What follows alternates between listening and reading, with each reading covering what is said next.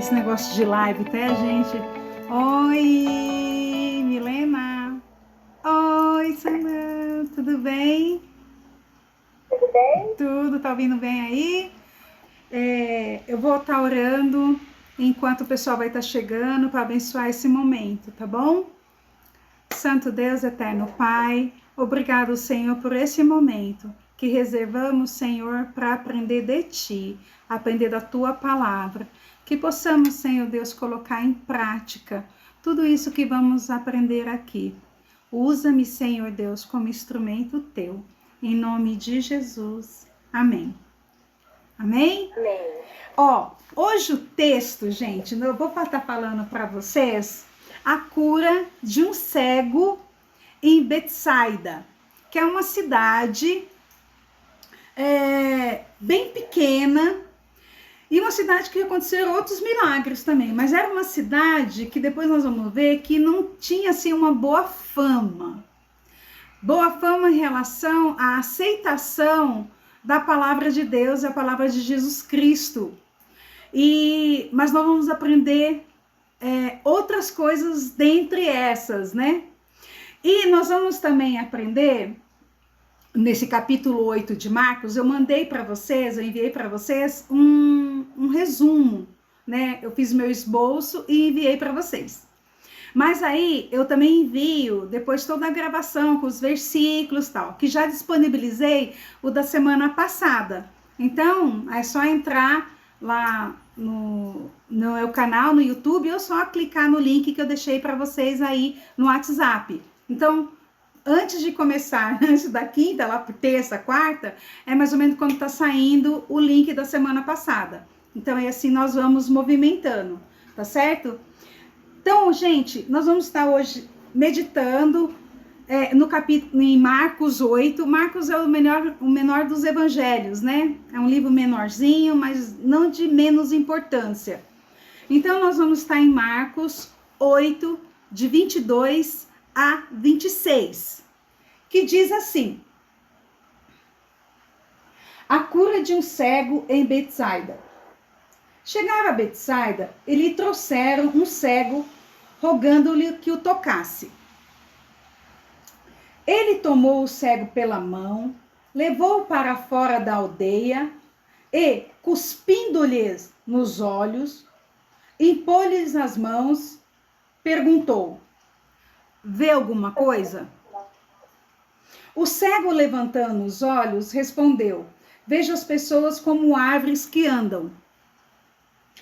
Tomou Jesus e pôs-lhe as mãos nos olhos, e ele, olhando firmemente, ficou restabelecido, e já via de longe e distintamente a todos. Mandou Jesus para casa, dizendo: não entres na aldeia. Então vamos esmiuçar esse texto e vamos entender o contexto dessa cura. Essa cura aconteceu da seguinte forma: tiveram alguns eventos antes. Veja, no capítulo 8, a sequência de fatos se dá assim. Teve a multiplicação dos pães, que está lá em Marcos 8, de 1 a 13. Então, Jesus reúne aquela multidão, e aquela multidão lá já tinha passado a hora, e ele não queria dispensar aquelas pessoas todas com fome, e perguntou o que tinha. Só tinha 5 pães e 2 peixinhos. E aconteceu a multiplicação de pães, e aumentou toda aquela multidão de pessoas. Então, teve esse evento antes. Outro evento que aconteceu está lá em Marcos 8, de 14 a 21, que Jesus fala sobre o fermento dos fariseus aos seus discípulos, alerta os discípulos para eles tomarem cuidado sobre o fermento dos fariseus. Interessante que logo depois da multiplicação dos pães, vem essa orientação.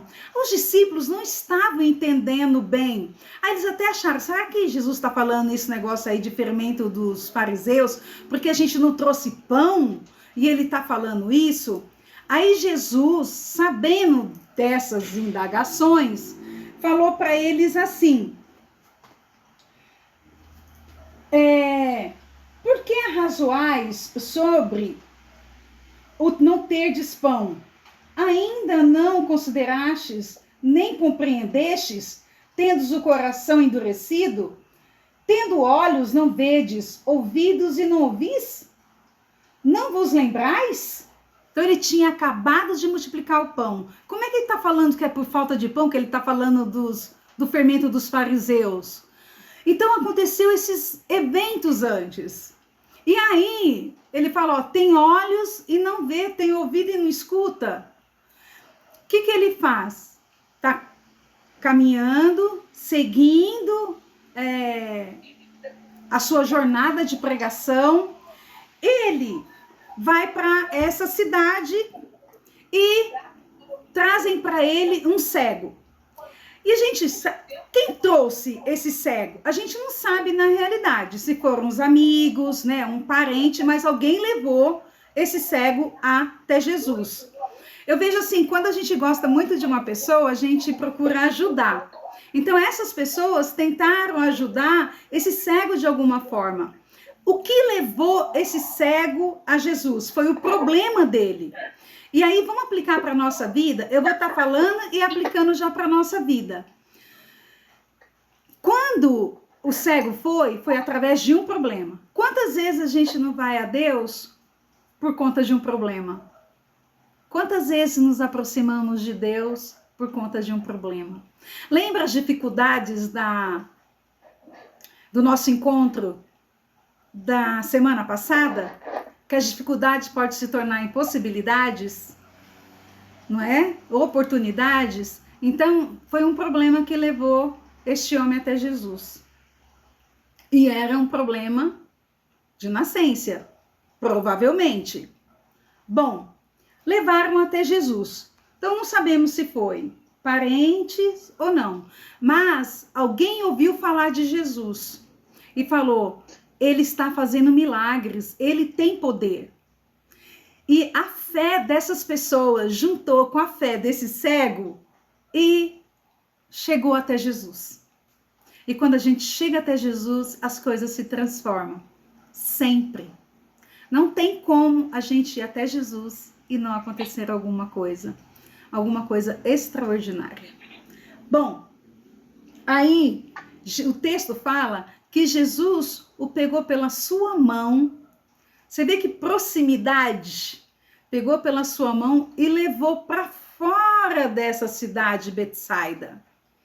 Essa cidade, se a gente for ver, ela tem um passado muito ruim, porque 3 cidades, Jesus fala que ai de vocês, né? Ai de vocês, que é Carmezim, Cafarnaum e Betsaida. Essas 3 cidades não receberam a palavra de Deus. Eles tinham muita dureza de coração, eram muito religiosos e não acreditavam em Jesus Cristo. Então, isso está lá em Mateus 11, 21, quando Jesus fala: ai de você, Betsaida, Cafarnaum, Carmezim. Mas depois ele deixa todos os versículos para vocês acompanharem. E nessa cidade, ele faz esse milagre. E aí a gente vai observar de que forma que acontece esse milagre. Primeiro, Jesus cuspiu nos olhos do cego. Isso não é estranho? Vamos pensar. Não é estranho chegar cuspindo no olho? Antigamente tinha uma tradição que a saliva do irmão mais velho, uma tradição do irmão mais velho, poderia surtir algum efeito para curar feridas, machucados. Então, era usado a saliva do irmão mais velho, do primogênito, para algumas dessas situações. E Jesus é o primogênito. Então, pode ser que esteja aí associado a alguma coisa assim. Mas não quer dizer, oi Fernanda, mas não quer dizer que exatamente 100% possa ser isso. E a gente observa que Jesus curou 3 cegos. Os 3 cegos que ele curou, ele usou formas totalmente diferentes. Teve um cego que ele só perguntou assim: que queres que te faça? Que queres? Aí o cego falou assim: eu quero ver. Aí ele pegou e falou assim: a tua fé te salvou. E o cego começou a ver. Teve um outro cego que Jesus fez um lodo com barro e passou no olho do cego. Esse cego, ele usa a saliva dele, cospe no olho do cego. A gente pode tirar algumas lições disso. Que lição? A gente não pode colocar o agir de Deus dentro da nossa caixinha.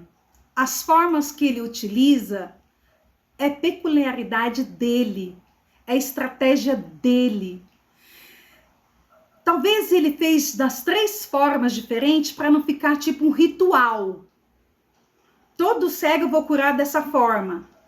Não, não foi. Ele não fez de um ritual.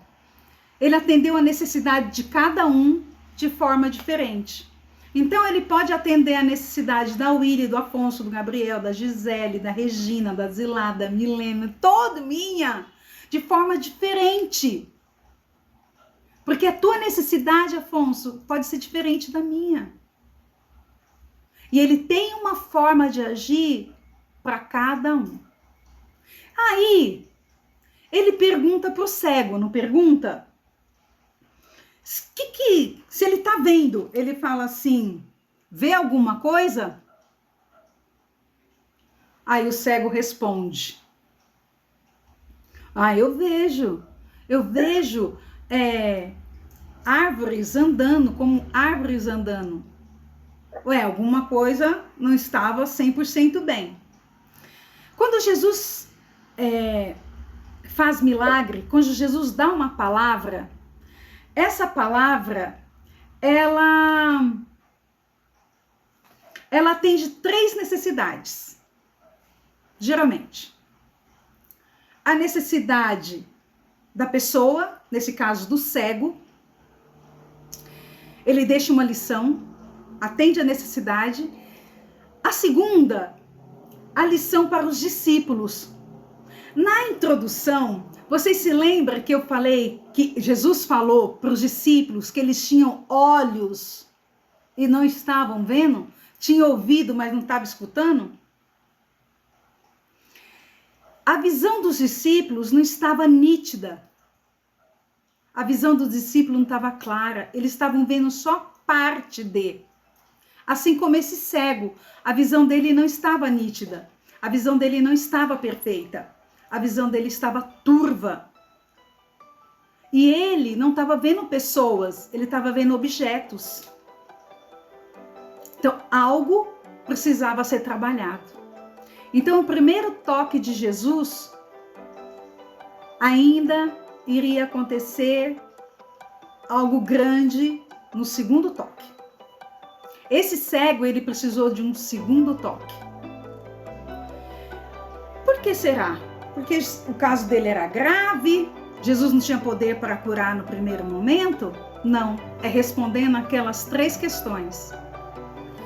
Jesus deixou lição para o cego, atendendo sua necessidade, para o discípulo, para que tinha visão turva, que ele tinha falado logo atrás, e para nós hoje, que é a terceira parte. Ele quer tocar na gente. Ele já tocou em você, mas ele quer tocar em você de novo, ele quer tocar em mim, para que eu veja melhor, para que eu tenha uma percepção melhor do reino, do que ele quer para mim. Ele quer fazer um milagre em mim. Mas isso vai depender de algumas coisas. Honestidade. Você sabe que esse cego foi honesto? Ele sabia que Jesus tinha todo o poder ali para curá-lo, porque já tinha curado outras pessoas. Mas você sabe o que ele fez? Quando Jesus perguntou para ele, vê alguma coisa? Ele não teve vergonha em falar, eu tô vendo, mas eu tô vendo uma árvore andando. Ele não se limitou à vergonha, à timidez. Não, ele foi honesto. Ele falou, olha, eu tô vendo, mas tô vendo dessa forma.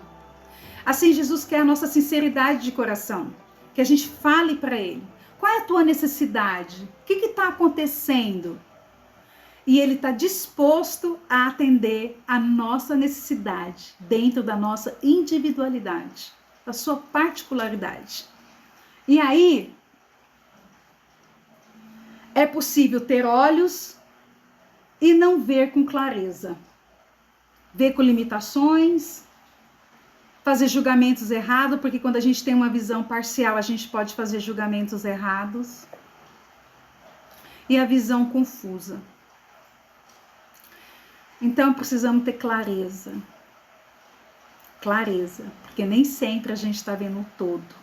E Jesus não quer que a gente julgue com essa visão limitada. Não é para a gente traçar já todos os julgamentos com a visão limitada, porque a gente pode prejudicar a gente e o próximo, e o reino também.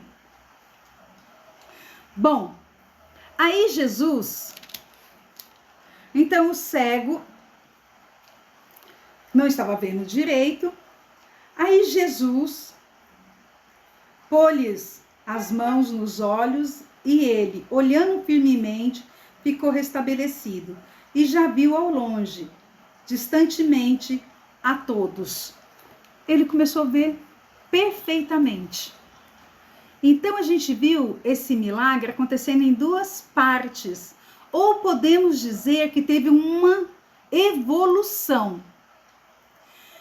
Nem sempre vai acontecer alguma coisa na nossa vida de instantâneo. Às vezes a gente precisa passar por um processo de crescimento, um processo para enxergar melhor, um processo para ter uma visão do todo. Você sabe que quando a gente vai para um lugar alto, às vezes a gente está no mesmo lugar, mas só sobe um degrau, a gente tem uma visão muito mais ampliada. Sobe 2 degraus, tem uma visão. Aí você fala, nossa, quanta coisa aqui estou vendo que eu nem imaginava. É a clareza que às vezes a gente precisa. Mas às vezes é um processo que a gente tem que passar. Se você estiver passando por um processo para enxergar melhor as coisas, aceite esse processo com honestidade e diga a Deus, e peça a Deus, Deus, eu preciso enxergar com clareza, eu preciso entender melhor o que o Senhor quer para mim. Abre meus olhos, dá-me sabedoria, e assim nós vamos. Aí, este cego precisou então de um segundo toque. Deus transformou... Vou pegar meu caderninho aqui que está longe. Vamos lá. Ele foi honesto com Deus, não estava com a visão perfeita, foi verdadeiro sobre sua condição, sobre sua limitação. Deus transforma a gente quando somos honestos diante dele. E às vezes a gente precisa terminar esse processo em um tempo mais longo. Os outros 2 cegos foram curados imediatamente. E esse não. E aí depois, Jesus fala para ele ir para a casa dele. E não voltar para a aldeia, para essa cidade. Por que será? Uma coisa interessante. Jesus quis que ele anunciasse primeiro para a família, para as pessoas mais próximas, para as pessoas que acompanharam tudo aquilo que ele passava. E se alegrar quando chegasse lá e falasse assim, olha, eu estou vendo. Então, Jesus foi primeiro para a família. Olha que interessante, para a família. E depois falou assim, meu gato acabou de derrubar minha Bíblia. Aí, depois não voltar para a aldeia. Por quê? Lembra da aldeia? A aldeia não recebia muito bem os milagres de Jesus. Eles tinham dureza de coração. E Talvez seja uma hipótese também que naquela época os romanos estavam dominando toda a região. E os romanos eram um dos que perseguiam Jesus Cristo e todos aqueles que o seguiam. Pode ser que Jesus tenha poupado esse cego de alguns problemas. Pode ser que não era o tempo ainda daquela cidade entender a missão de Jesus Cristo. A gente não sabe direito, mas Jesus falou, não volte à aldeia. Aquela aldeia era muito incrédula, coração muito duro, cegos espiritualmente. Então Jesus falou, vai e para sua família e anuncia. Jesus começou o milagre e terminou. Jesus não faz obra inacabada. Deus não faz obra inacabada. Deus não faz milagre pela metade. Às vezes, é um tempo que a gente não está esperando. Porque tudo ele fala que termina. Lá em Filipenses 1:6, eu vou ler. Filipenses está mais para o finalzinho da Bíblia, depois de Romanos, de Efésios. Filipenses 1:6 diz assim.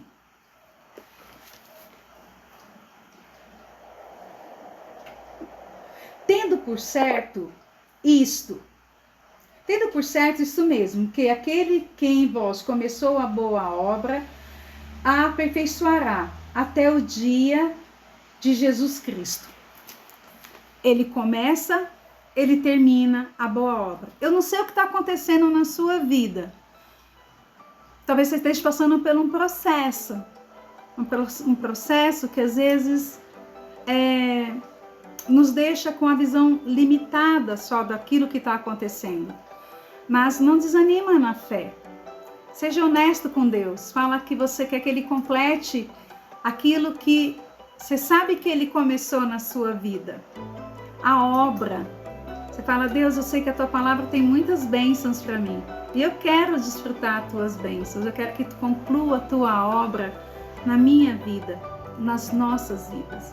Que possamos ter clareza das coisas que nos cercam. Que possamos ter sabedoria para enxergar as coisas.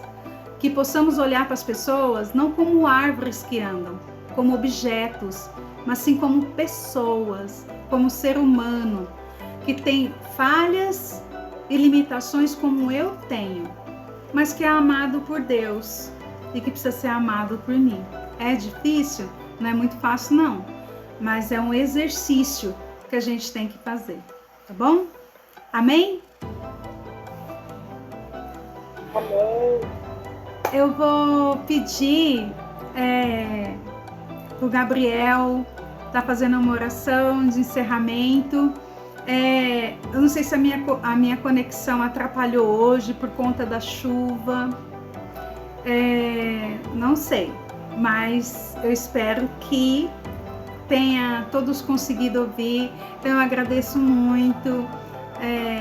Sandra, Afonso, Gabriel, Fernanda, Gisele, Regina, Zila, todo mundo que tá aí. Se eu esqueci alguém, perdão aí. Agora pode abrir os microfones.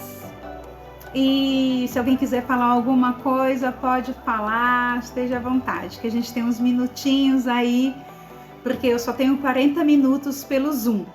O Hamilton tentou comprar o pacotinho, só que ele estava cobrando $150.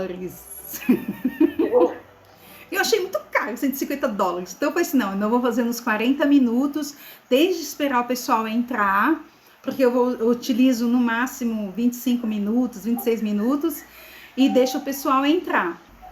Eu vou pedir, então, agradeço a todos de coração. Convide seus amigos, multiplique essa palavra, porque a palavra de Deus fala que ela nunca volta vazia.